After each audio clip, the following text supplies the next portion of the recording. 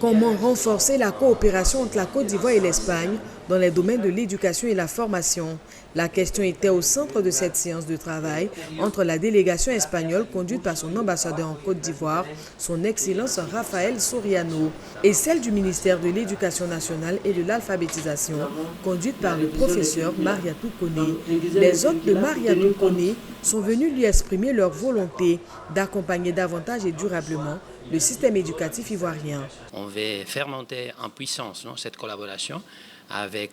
la signature d'un accord qui puisse nous permettre de travailler dans différents secteurs de l'éducation, pas seulement l'appui à la formation continue des enseignants d'espagnol en Côte d'Ivoire, mais aussi d'élargir cette coopération à d'autres domaines qui soient de l'intérêt du ministère de l'Éducation et de l'alphabétisation.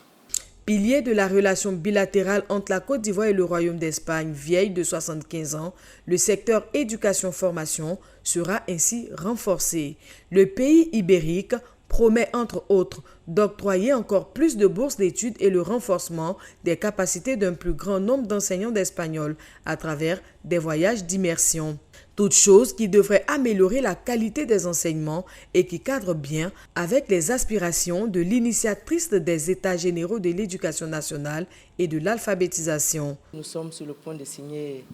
un accord de coopération dans le cadre de la mise en œuvre des recommandations des États généraux de l'éducation nationale et de l'alphabétisation en termes de valorisation de la profession enseignante, en termes de développement du numérique, en termes d'amélioration des apprentissages à travers la révision des curricula, tenant compte du contexte national, mais tenant compte également des réalités du monde. Après 1 heure d'échange, les deux parties ont promis se rencontrer les jours à venir, cette fois pour la signature officialisant cet accord en présence de la ministre espagnole de l'Éducation.